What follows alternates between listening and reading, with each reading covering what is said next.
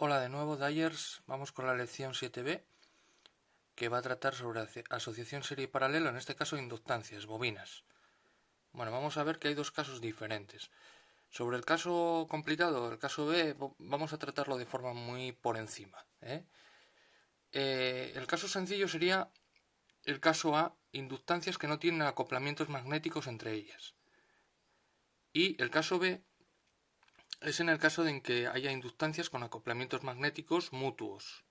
¿Vale? Luego explico un poco qué es eso.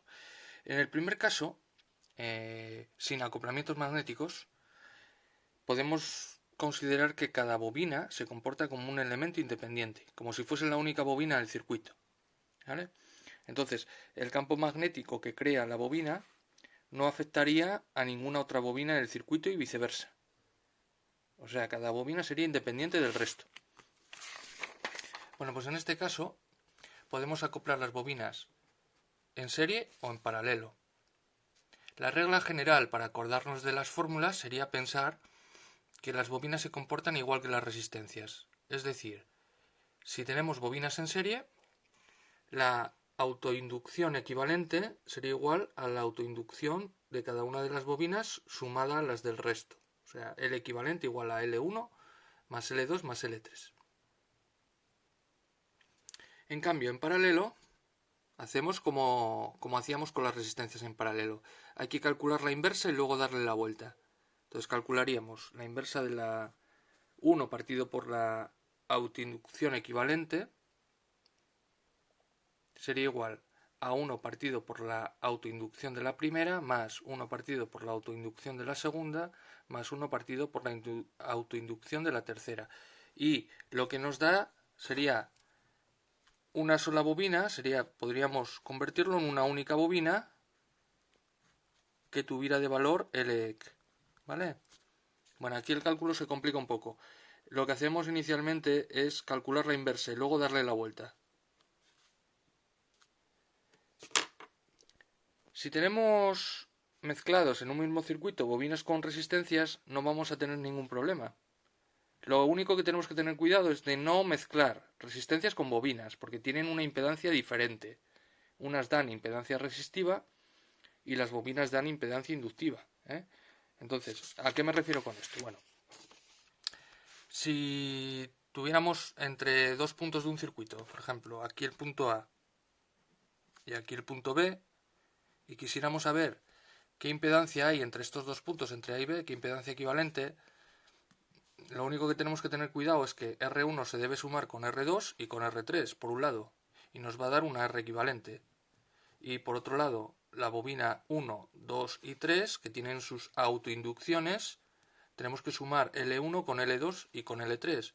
Nos va a dar una L equivalente. Al final, lo que vamos a tener es un equivalente entre los puntos A y B, con un componente resistivo, suma de R1, R2 y R3, y un componente inductivo, que va a ser suma de L1, L2 y L3. Mientras no mezclemos, no hay problema. Vale, si en lugar de con inductancias lo que queremos es trabajar con impedancias, también se puede. Solo tenemos que seguir el mismo razonamiento, ¿vale? Fijaros, como ya os había explicado en vídeos anteriores, cuando tenemos en el circuito una frecuencia de trabajo determinada, la impedancia inductiva es el resultado de multiplicar la pulsación por la autoinducción, por L, omega por L. Pero omega es 2 por pi por F. O sea, 2 por 3,1416 y por la frecuencia. Vamos a suponer que la frecuencia sea 50 Hz, pero puede ser cualquiera, ¿no? Lo que sea.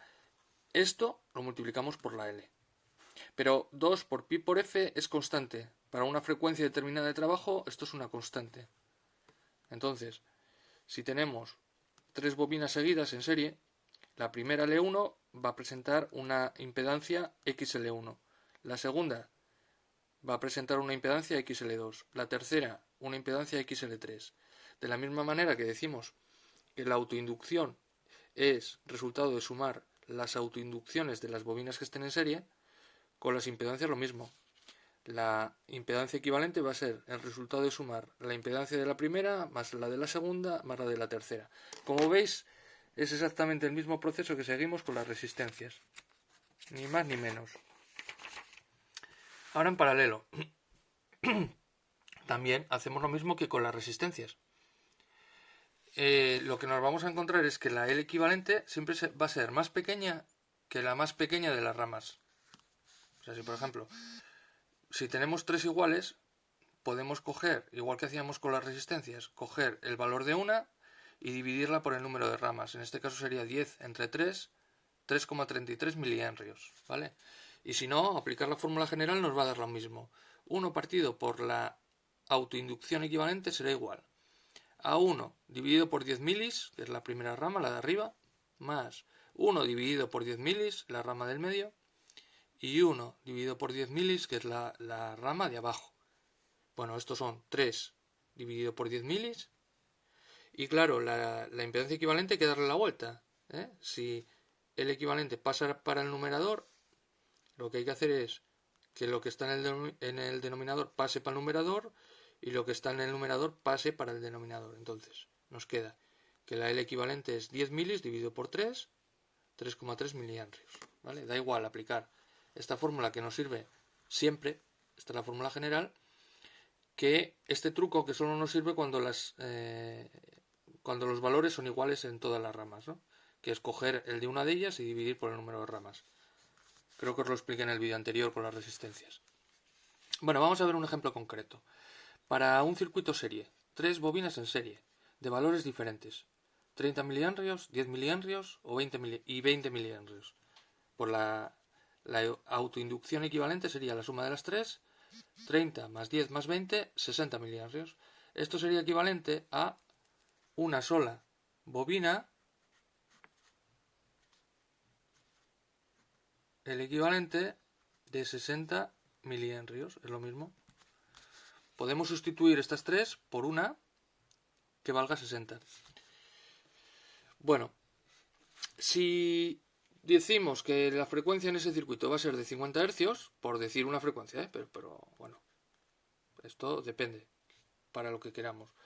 Diríamos que entonces la impedancia de la primera bobina representa 30 milihenrios por 2 por pi por 50, nos sale 9,42 ohmios inductivos. Acordaros, estos hay que ponerle una J delante, porque es impedancia inductiva, ¿vale? XL2, lo mismo, los 10 milihenrios, la segunda, 10 milihenrios por 2 por pi por 50. Nos sale 3,14, pero vertical, ¿eh? En el triángulo de impedancias hay que representarlo vertical, por eso pongo la J, 90 grados. XL3, 20 por 2 pi 50, nos sale 6,28 ohmios. Estos ohmios se pueden sumar entre sí. Nos daría una impedancia final de 18,85 ohmios inductivos, también con J delante, porque son inductivos. También podemos llegar a este valor de la siguiente manera. Es lo mismo. Habíamos calculado la autoinducción equivalente como 60 milihenrios, sumando las 3. Bueno, pues directamente también podemos hacer que la impedancia equivalente es los 60 milihenrios por 2 por pi por 50 y nos tiene que dar lo mismo, lógicamente, ¿vale? Con la J delante. Bueno, vamos a calcular otro ejemplo. Vamos a calcular en este caso la impedancia del circuito. En este circuito tenemos mezcladas resistencias y bobinas, ¿vale? Una resistencia, la primera 10K, la segunda una bobina de 30 milihenrios, la tercera una resistencia de 5K y la cuarta una bobina de 10 milihenrios.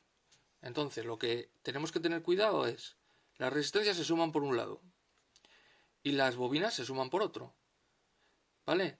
Aquí lo primero que he hecho es sumar las autoinducciones. Esto no es impedancia, estos son henrios. Bueno, pero teniendo los henrios puedo sacar la impedancia inductiva, es muy fácil. Es simplemente multiplicar por 2 por pi por f.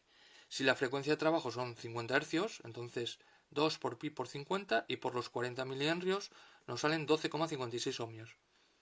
Entonces la impedancia, recordad que era R más X sub L, más JX sub L. Entonces la parte de la resistencia equivalente la pongo aquí. Y la parte, la parte de la impedancia inductiva la pongo aquí con una J delante. Recuerdo que esto no se puede sumar con esto, porque esto es impedancia resistiva y esto es impedancia inductiva. Tienen naturalezas diferentes. Y ya para terminar, un tercer ejemplo, que es asociación de bobinas en paralelo. Bueno, tenemos 3 bobinas en paralelo con diferente valor para poder ver el caso general. Os recuerdo la fórmula. 1 dividido por la autoinducción equivalente será igual a 1 partido por L1 más 1 partido por L2 más 1 partido por L3, y si hubiese más ramas, pues seguiríamos poniendo aquí sumandos. Nos queda 1 partido por 10 milis, más 1 partido por 20 milis, más 1 partido por 30 milis. Ahora hay que buscar el mínimo común múltiplo, que en este caso es 60. O sea, un número lo más pequeño posible que sea divisible por este y por este al mismo tiempo. El más pequeño es 60. Entonces, si yo pongo 60 abajo y antes tenía 10, para que esta fracción no me varíe, tengo que poner un 6 arriba. ¿Vale? O sea, esto sería multiplicar por 6 arriba y por 6 abajo. 6 por 10, 60, 6 por 1, 6. Y así no me varía la fracción. En el segundo caso, como tenía 20 y ahora tengo 60, esto es como si yo multiplico aquí por 3. Pero claro, para que la fracción me quede igual, si multiplico por 3 debajo, tengo que multiplicar por 3 arriba. Y en la tercera fracción, ahora tengo 60, pero antes tenía 30. ¿Qué hice? Aquí lo multipliqué por 2. Pero si multiplico por 2 abajo para que la fracción no me varíe, tengo que multiplicar por 2 arriba. Esa es la razón por la que arriba yo ahora tengo 6, 3 y 2. Son 6 por 1, 3 por 1 y 2 por 1. ¿Vale? Claro, ahora como el denominador es común, lo de arriba ya lo puedo sumar. Que es 6 más 3, 9, más 2, 11. 11 sesentaavos. Acordándonos que hay un mili aquí debajo, ¿eh? Pero esto lo que me está diciendo es que la inversa, acordaros que al principio era 1 partido por LEC, 1 partido por LEC es 11 partido por 60. Si yo a esto le doy la vuelta, me queda que LEC partido por 1, o sea, LEC es 60 en el numerador, esto lo paso para arriba, y el 11 pasa para abajo. 60 dividido por 11. Y me sale una L equivalente de 5,45 milihenrios, que como veis, este valor es más pequeño que 10. Es más pequeño que todos los valores iniciales. O sea que cuando pongo bobinas en paralelo, lo que consigo es que me baje el valor de la autoinducción. Diréis, bueno, ¿esto para qué puede servir? ¡Qué absurdo! Bueno, seguramente para que reparta la corriente. Si las bobinas no admiten más de determinada corriente, poniendo un paralelo, reparto la corriente y puedo conseguir que esas bobinas aguanten. Por lo demás no tiene mucho sentido, ¿no? Poner bobinas en paralelo, porque lo que estoy haciendo es que baje el valor. Salvo que lo que quiera es conseguir una bobina de menos valor y no tenga un valor comercial y lo pueda obtener por combinación de varias. ¿De acuerdo?